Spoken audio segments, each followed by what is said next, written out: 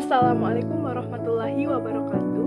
Perkenalkan, saya Inaya Aprilia dengan NIM 2301011007. Pada video kali ini saya akan membahas tentang materi penulisan proposal penelitian, mulai dari judul hingga daftar pustaka. Yang pertama yaitu judul penelitian. Judul penelitian adalah pernyataan yang mengandung keseluruhan isi dari suatu penelitian terkait objek penelitian yang ingin diteliti, lokasi, tujuan dan sasaran yang ingin dicapai. Tujuan awal dari sebuah judul adalah untuk menarik perhatian pembaca dan menarik perhatian pada masalah penelitian yang sedang diselidiki. Dalam menentukan judul penelitian, kita harus mencantumkan 3 komponen.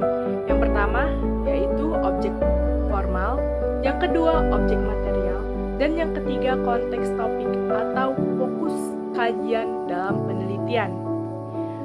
Objek formal adalah teori yang digunakan dalam menganalisis penelitian, sedangkan objek material yaitu fokus pembahasan atau objek pembahasan.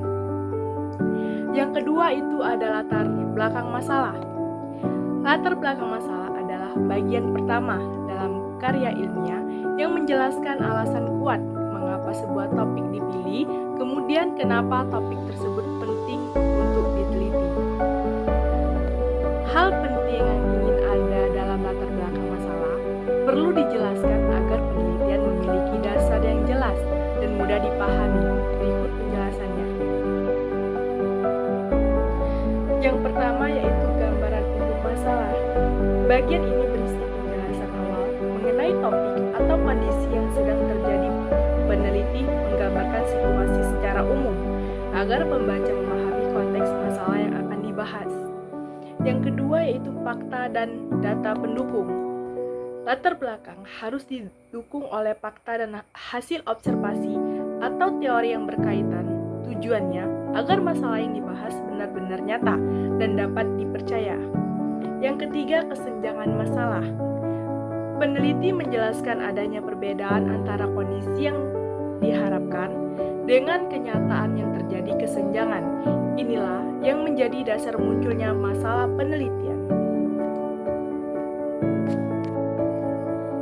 Dan yang keempat, penyebab masalah. Bagian ini menjelaskan faktor-faktor yang menyebabkan masalah terjadi, sehingga pembaca mengetahui sumber permasalahan.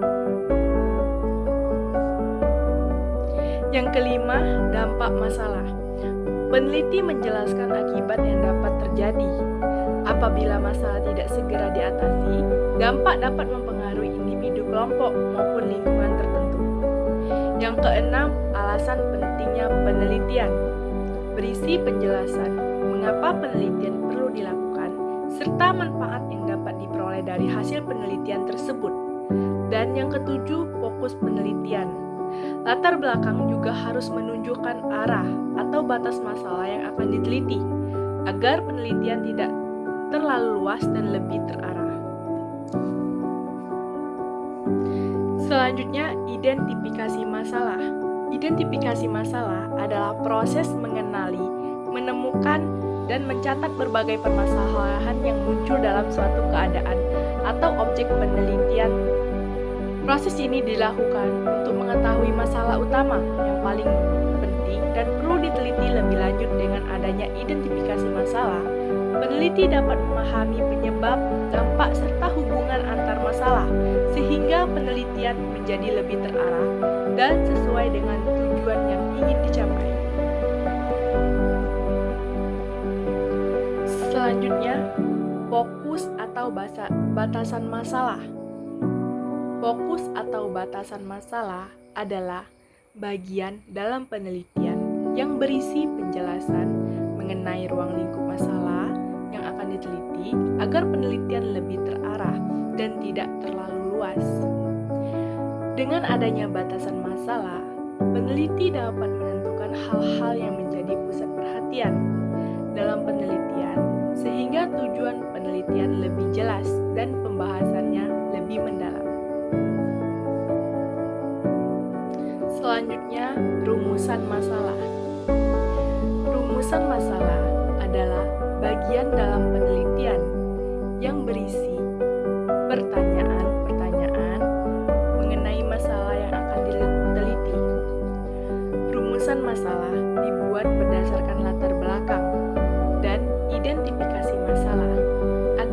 penelitian memiliki arah yang jelas serta memudahkan peneliti dalam menentukan tujuan dan pembahasan penelitian. Selanjutnya, tujuan penelitian. Tujuan penelitian adalah pernyataan mengenai hasil yang ingin dicapai dalam suatu penelitian. Tujuan penelitian dibuat berdasarkan rumusan masalah dan berfungsi untuk memberikan arah yang jelas terhadap proses penelitian, sehingga peneliti mengetahui apa yang ingin diketahui, dibuktikan, atau dijelaskan melalui penelitian tersebut. Yang selanjutnya, manfaat penelitian. Manfaat penelitian adalah penjelasan mengenai kegunaan atau keuntungan yang diperoleh dari hasil penelitian, baik secara teoritis maupun praktis. Manfaat penelitian menunjukkan bahwa penelitian yang dilakukan dapat memberikan tambahan pengetahuan, membantu memecahkan masalah, serta menjadi bahan pertimbangan atau referensi bagi pihak lain yang membutuhkan. Selanjutnya ada hipotesis atau kasus kuantitatif. Hipotesis adalah dugaan sementara yang dirumuskan secara spesifik, terukur, dan dapat diuji secara statistik.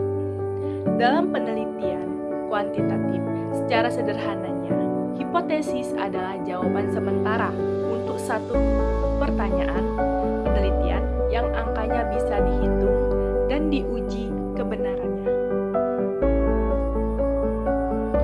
Selanjutnya, kerangka teori.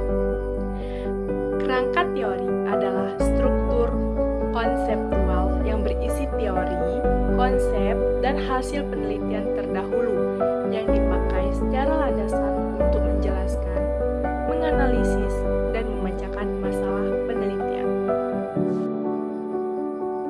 Selanjutnya, tinjauan pustaka. Tinjauan pustaka adalah bagian penelitian yang berisi uraian, analisis, dan rangkuman dari teori, konsep, buku, jurnal, dan hasil penelitian terdahulu yang relevan dengan topik yang kamu teliti. Selanjutnya, metode penelitian. Metode penelitian adalah cara atau langkah sistematis yang digunakan untuk mengumpulkan, menganalisis, dan menginterpretasi data guna menjawab rumusan masalah penelitian. Secara sederhananya, metode penelitian adalah peta jalan tentang bagaimana kamu akan melakukan penelitian dari awal sampai selesai. Yang selanjutnya, sistematika pembahasan. Sistematika pembahasan adalah urutan atau susunan bab dan subbab dalam sebuah karya ilmiah yang disusun secara logis dan sistematis agar pembaca mudah mengikuti alur penelitian. Dan yang terakhir itu daftar pustaka. Daftar pustaka adalah sumber rujukan yang kamu gunakan dan kamu kutip dalam penelitian. Daftar pustaka ditulis secara sistematis di bagian akhir karya ilmiah. Daftar pustaka berfungsi sebagai penghargaan pada penulis asli yang idenya kamu pakai, kemudian memudahkan pembaca melacak sumber asli dan menghindari plagiasi karena semua kutipan dicantumkan sumbernya. Baik, itulah tadi video penjelasan dari saya. Terima kasih. Wassalamualaikum warahmatullahi wabarakatuh.